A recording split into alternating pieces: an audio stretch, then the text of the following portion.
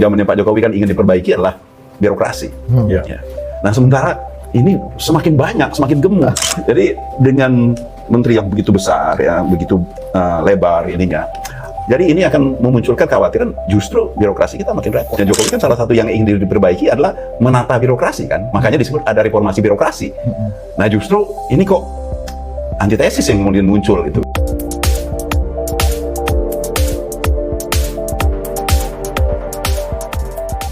Detik-detik tinggal menghitung hari jelang 20 Oktober pelantikan presiden yang baru, dan kita sudah mengetahui Pak, ini nanti akan ada revisi undang-undang kementerian sudah dilakukan. Artinya konsekuensinya bahwa kabinetnya akan jauh lebih gemuk, kementeriannya akan jauh lebih banyak, dan DPR udah siap-siap nambah komisi.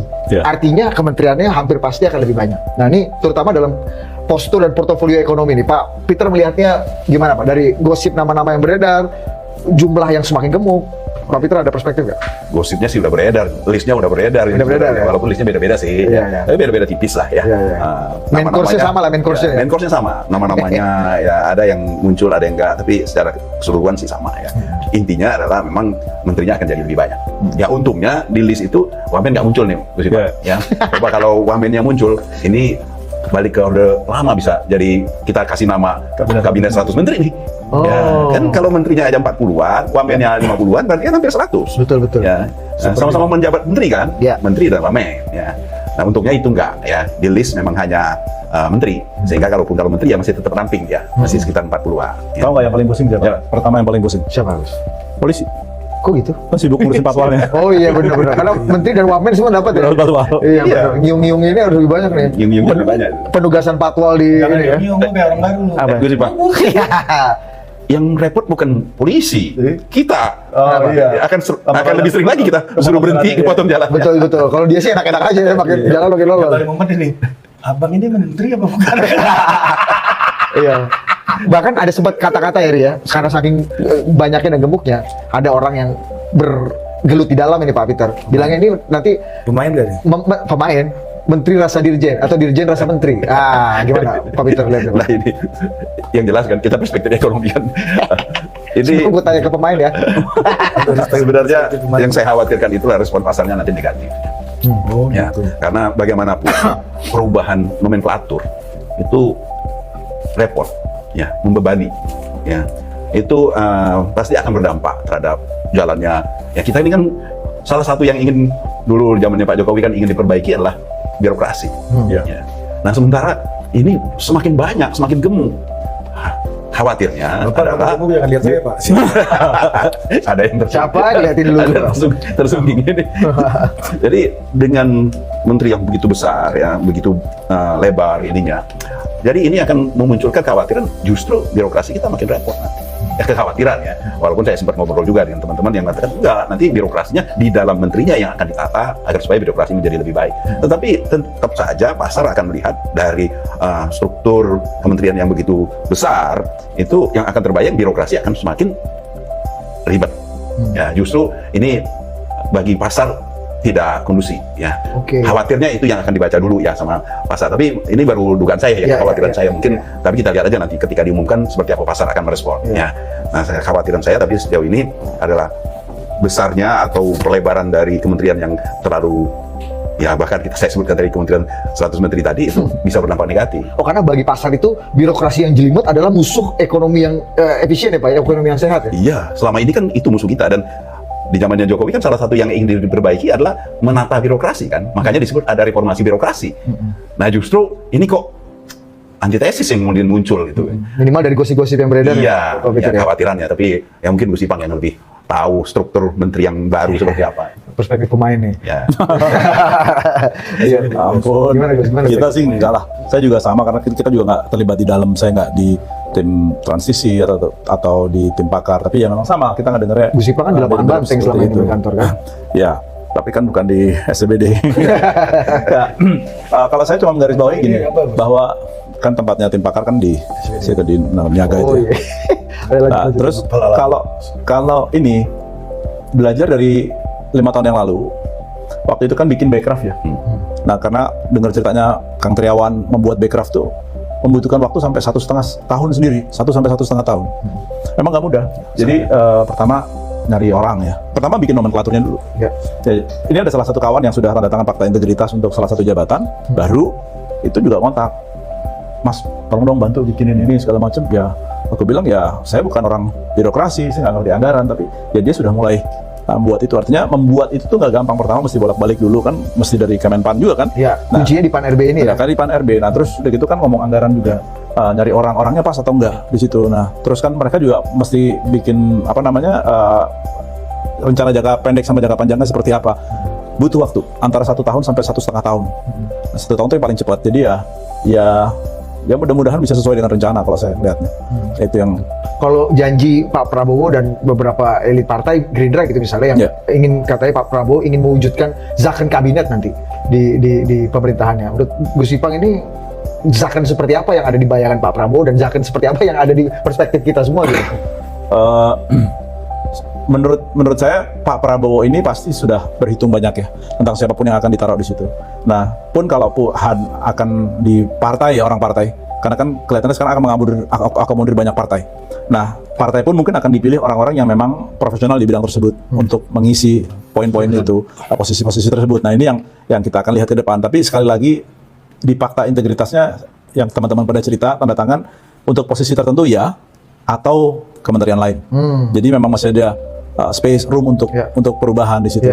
Nah, kembali ke masalah zakon, saya rasa Pak Prabowo sudah tahu persis siapa yang beliau mau. Mudah-mudahan orang yang dipilih memang kapabel di bidang tersebut sih. Oke. Berarti kan ada kemungkinan yang jadi menteri itu orang perwakilan partai politiknya bukan orang partai dong.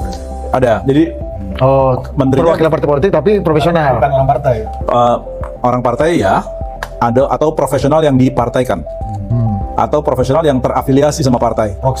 Proksi lah kira-kira begitu. Nah, jadi ya beda dengan Pak Jokowi yang dulu banyak relawan, banyak yang non partai banget. Sekarang kayaknya banyak sekali orang partai. Makanya kemudian digelonggongi ini ya, apa namanya, struktur kabinetnya lebih besar gitu kan, lebih gemuk gitu ya Gus ya. Saya nggak bisa komentar. Tadi aku mau ke Pak Peter nih Pak, sebelum kita pindah ke topik lain. Jabatan-jabatan apa sih Pak sebenarnya boleh dikompromikan untuk bagi-bagi kursi gitu ya, bagi-bagi jatah politik, dan jabatan apa yang sebenarnya menurut Pak Peter memang betul-betul harus diisi dengan orang-orang yang punya karir dan punya portofolio di situ bidang. Ya, ini saya kira ini sudah disadari juga oleh Pak Prabowo dengan timnya. Ya. Ada posisi-posisi yang nggak bisa dikompromikan. Yang jelas Menteri Keuangan nggak bisa. Ya, Menteri Keuangan atau menteri-menteri di sektor keuangan itu yang boleh dikatakan sangat riskan untuk diisi sembarangan, apalagi diisi dengan tadi dengan janji atau nego politik. Ya. Makanya kalau kita lihat di nama yang beredar, yang paling susah muncul itu adalah Menteri Keuangan. Itu namanya berganti-ganti terus itu. Ya. Nah, memang memilihnya yang paling sulit itu. Dan belum ada gosip itu diisi orang partai ya? Ya, Kayaknya malah back to square one. sayangnya Balik ke Balik yang kedua lama. lagi. karena memang ini salah memilih, respon pasarnya bisa negatif sekali. Ya, Menteri Keuangan ini yang paling sensitif ya. Kalau Menteri Keuangannya dipilih yang tidak dianggap cocok oleh pasar akan merespon negatif, dan itu nggak bagus untuk pemerintahan baru. Karena dianggap pemerintahan baru direspon negatif oleh pasar. Ya, pasar tidak mengaksept susunan kabinet secara keseluruhan, padahal mungkin hanya dikarenakan satu sosok Menteri Keuangan. Nah, ini Menteri Keuangan saya kira memang pasti akan sangat berhati-hati di dalam menunjuknya ya, siapa yang akan menjadi Menteri Keuangan. Yang lain sebenarnya relatif masih oke. Kalau Menko Perekonomian gimana? Menko Perekonomian masih oke, karena Menko Perekonomian mereka pasar tahu kalau Menko Perekonomian itu tidak punya tanda kutip hak eksekusi. Menko itu kan sifatnya lebih mengkoordinir, memfasilitasi, mengkoordinir kebijakan, ya, mengkoordinasikan kebijakan. Jadi antar kementerian di dalam bidangnya itu yang dikoordinasikan. Tapi dia tidak punya eksekusi, ya, dia tidak, boleh dikatakan dia tidak bisa mengeluarkan permen. Oke. Benar ya, Gus Ipang, karena Gus Ipang yang ada di Menko. Iya, di lapangan. Saya belum pernah di sana masalahnya. Justru malah postur politik lebih dibutuhkan ya Pak Peter ya untuk bisa menjadi Menko ini ya. Iya. Karena kan mengkoordinir banyak jagoan-jagoan kan. Orangnya memang dibutuhkan orang yang punya kapasitas oke, ya. Tetapi pasar tahu kalau Menko itu sifatnya mengkoordinir. Tapi kalau saya melihat karena pengalaman di sana ya, jadi memang banyak keputusan presiden itu dipengaruhi oleh Menko. Jadi kayak misalnya COVID kemarin kayak keputusan lockdown atau tidak, itu Pak Erlangga In charge. banget. Jadi ngasih di saat semua minta lockdown, Pak Erlangga satu-satunya yang bilang enggak. Alasannya, Pak, ini kalau semua lockdown kita tidak cukup punya banyak fiskal untuk bisa nutup. ya. Terus atau pada waktu vaksin kan dalam pengadaannya itu kan nggak boleh bertentangan juga dengan aturannya kan. Nah pada waktu itu kan mesti mesen, sementara barangnya nggak ada, duitnya harus ditaruh di depan. Nah hal-hal seperti itu, cuman akhirnya tetap Pak Erlangga bilang nggak, kita harus ngambil sekian juta pesan karena baru datang beberapa bulan kemudian. Nah banyak langkah-langkah strategis itu hadir dari tempatnya Kemenko Perekonomian. Atau sesimpel kayak Pak Jokowi mau ada kartu prakerja, Pak Jokowi kan tinggal bilang ke Menkonya, saya mau bikin kartu prakerja, coba tolong bikinin dong. Nah di situ digodok, Menteri Keuangan hanya melaksanakan kalau butuh anggaran. Keputusan lapangan banteng. Iya, dua-duanya lapangan banteng. Iya sih, Jadi, jadi memang Menko ini menurut gue krusial banget. Belum lagi kerjasama luar negeri. Oh ada banyak sekali. Tadi aku ngitung ada 7 atau 8 yang masih berjalan ya. Ada nomor 1 yang paling gampang G20. Terus ada lagi IPEF. IPEF ini kerjasama dengan Amerika dan negara-negara Asia Pasifik untuk masalah kerjasama ekonomi dan investasi. Terus belum lagi ada OECD yang sekarang lagi supaya kita masuk menjadi negara sedang dalam proses ya. Belum lagi CPTPP, belum lagi UCPA, belum lagi ASEAN, banyak banget. Ada 7 atau 8 yang semua masih dalam proses. Nah, mengganti dengan orang baru punya resiko. Mengganti dengan orang baru yang kapabilitasnya nggak sama, itu beresiko lagi. Jadi artinya semua yang sudah berjalan bisa mundur nih.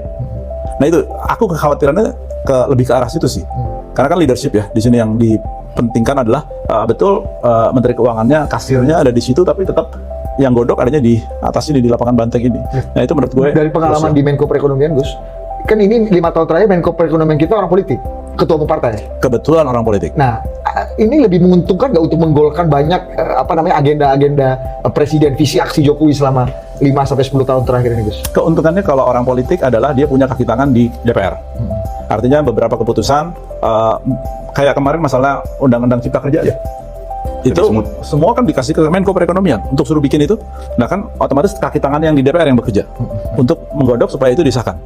Kalau dia bukan orang politik mungkin akan kesulitan untuk bisa masuk ke ranah dewannya. Nah itu pun kalau orang politik tapi partainya kecil nggak gampang juga. Waktu itu Pak Erlangga kebetulan nomor 2 paling besar kan, jadi lebih mudah gitu loh. Nah ini yang saya dengar Pak Erlangga belum tentu jadi Menko Perekonomian lagi. Nah ini juga belum tentu. Artinya masih 50-50. Nah ini ya mudah-mudahan penggantinya sama kapabelnya dari beliau.